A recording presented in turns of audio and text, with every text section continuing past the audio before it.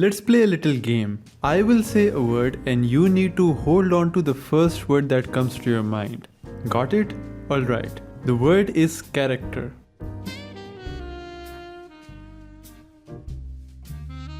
Now, I'm sure that a lot of people who are watching this video thought of personality or the name of their favorite character. But for those of you who thought about the word development, congratulations, you win. In my opinion, character development is one of the most complicated topics of a story discussion. I have consumed a lot of different kinds of stories and almost all of them have some sort of conflict that shapes the characters in a unique way, and this could potentially lead to the endgame changing completely. Whether it's The Killing Joke, Toy Story 3, Undertale, Death Stranding, Lord of the Rings, or Winnie the Pooh, who is now a serial killer. Ooh, spooky. There is always some sort of character development that would affect the overall flow and direction of the story. So when it comes down to a story like The Promised Neverland, then the first thing I think about is, okay, what was the nature of the primary characters of this story at the beginning and at the end of it? Because believe it or not, people can easily criticize the character development without any real reasoning and take zero accountability for any of it. But setting aside the accountability part, because I'm not fighting a case in a courtroom over here, I can't help but ask myself at the end if The Promised Neverland really has character development that is so transparent that people pretend as if it's non-existent. In some of my old videos, you might notice how I've said that the characters are the driving force of an entire story. The real burden is all eventually coming down to the characters of the present to put the pieces together and carry the story to the end. And in the case of The Promised Neverland, that burden is mostly carried by Emma.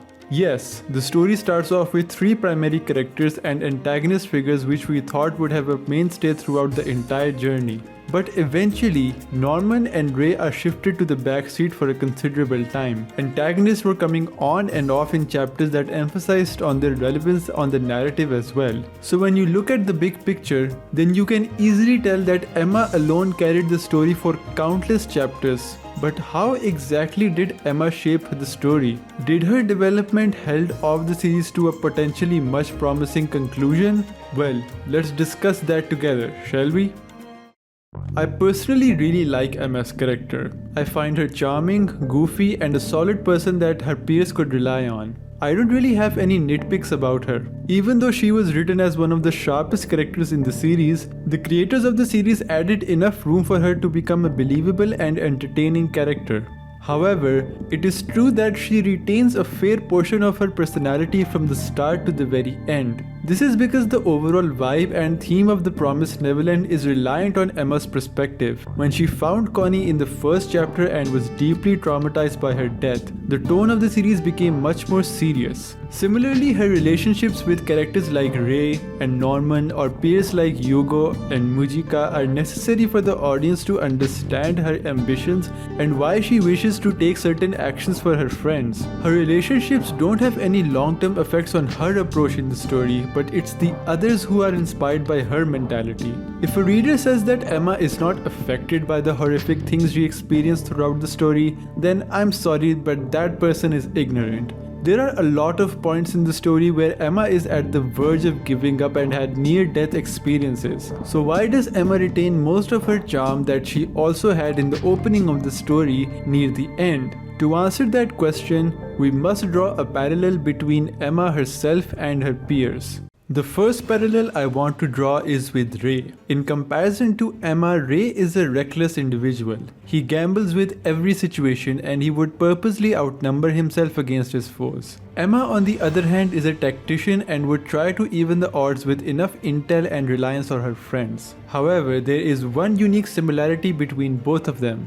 Emma and Ray are both selfless. Both of them deeply care about their friends, but Ray lacks the awareness about the feelings of the ones he is trying to save when he takes drastic measures. The final chapters of the Gracefield escape arc take huge steps to develop their relationship. When Emma steps in to save Ray from killing himself, in that moment Ray realizes his biggest flaw, which was his severe lack of trust in his friends. This realization turns Ray into a reliable partner that tagged alongside Emma in Goldie Pond, Kavati Dala and the Seven Walls arc. When he notices a shift in Emma's mindset, then he would often remind her that he is more than willing to help her. And during the King of Paradise, he even questioned Emma about her plans due to her indecisive position, when his true intentions were to find the resolve she had in the previous arcs. The second parallel I want to draw is with Hugo. The man in the shelter B0632 is unlike any other character in the series. His foul and hostile attitude is the complete polar opposite of Emma.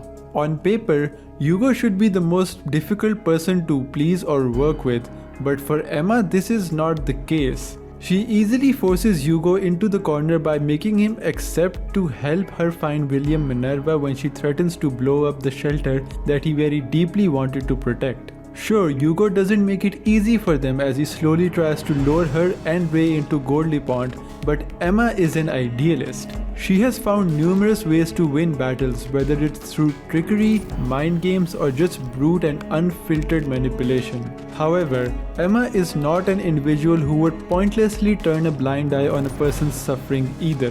She notices Hugo's nightmares and is constantly trying to find an opening from where she could reach out to him. Emma's genuine care for Hugo finally breaks through, which is why he becomes so adamant about saving her from Goldie Pond. Now the events of the Goldie Pond are too long to discuss here, but Emma played the biggest role in saving Hugo and almost died in the process when she was facing the mastermind of this arc. The third parallel I will draw is with Isabella. The thing about Isabella that intrigues me the most is that how deviously manipulative she becomes when in reality she is just a caring person who has been manipulated for so many years. She is a character that understands the difference between right and wrong, but according to circumstances will side with the antagonist of the series just for her own survival. Now, like I said that Emma has absolutely no filter on her motives. She can trick others, but once she reveals her motives then she has no way back. I think a lot of people would say that in this matter Isabella is the character who has the upper hand, but that's not really the case. Isabella lacks the trust in her peers the same way Ray does, and over the years this lack of trust developed into her becoming a selfish person. The final chapters of the Gracefield escape arc focus on this point too, where Isabella is ready to accept her fate, but due to the unpredictable outcome she manages to stay relevant. However, for the rest of the story, she decides to make selfless decisions that would prioritize the survival of the children, and those decisions purely stem from her recognizing Emma as the person who she so badly wanted to be. The fourth parallel brings light to both Julius and Peter Ratri. The two members of the Ratri clan shared the same ideology of sacrificing humans to the demons to maintain the balance between the two worlds. That was a lot of twos. Julius was the one who made the promise to the king, and Peter is his descendant who follows in his ancestors' footsteps. Now there is a major similarity between Julius and Peter. Both of them betrayed their closest allies to uphold the promise and regret this decision later in the story. Emma on the other hand has completely opposite values and ethics as these two. There is a reason why Peter kills himself near the end of the story, and my theory is that both Peter and Julius lack the confidence, endurance and optimistic personality that Emma has. They see the king as this immoral god who would do anything to protect his own selfish desires ever since he decided that the Ratri clan would be responsible to gatekeep the two worlds. They are shown to have extremely surface level understanding whether it's humans or demons and go down a poisonous and dark path from which they can never hope to return. Emma on the other hand dives headfirst into the unknown with a fraction of a chance to make a new promise and succeeds. This is because her belief in demons grew because of Sonju and Mujika, who she cares for very deeply, and came to the conclusion of the king possibly being more reasonable than what others think of him.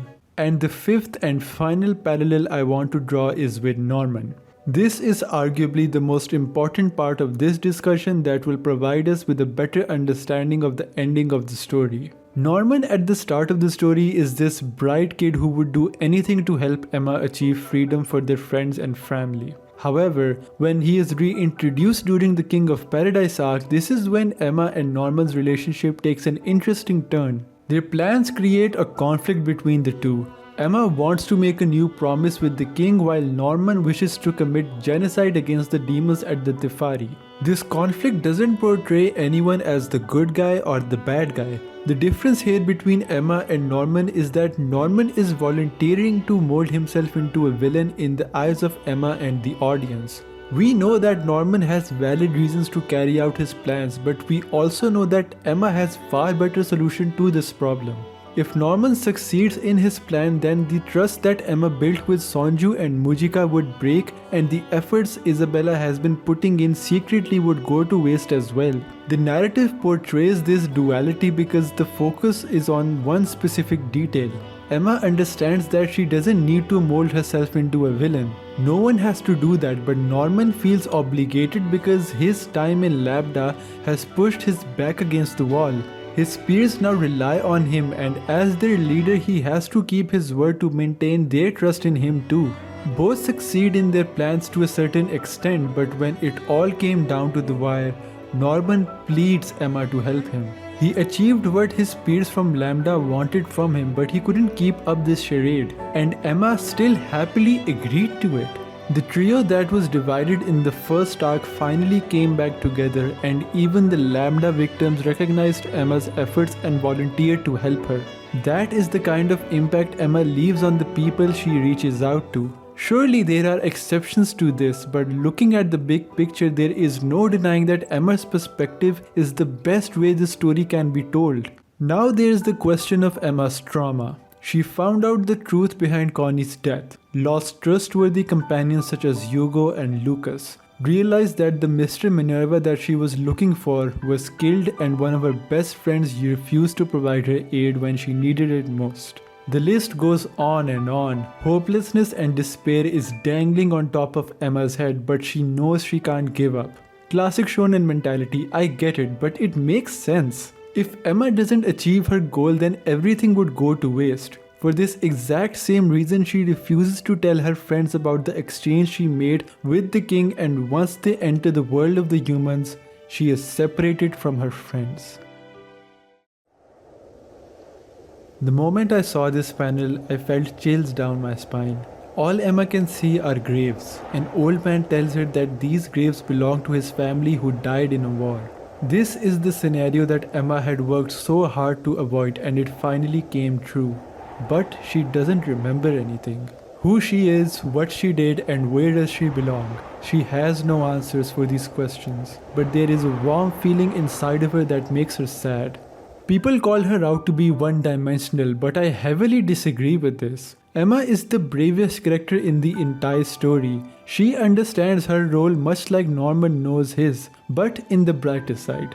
The Promised Neverland is an uplifting story. Emma's character was developed in the first arc, and then she drove the entire narrative forward. There isn't a single instance where you could question her relevance in the story, and that's what makes her the perfect candidate for being the main character in this story. It can be said that the king was too cruel to wipe Emma's memories away, but honestly I saw it as a blessing in disguise. Because who else deserves a fresh start more than the person who went one-on-one with death, looked him in the eyes and said, "Not today."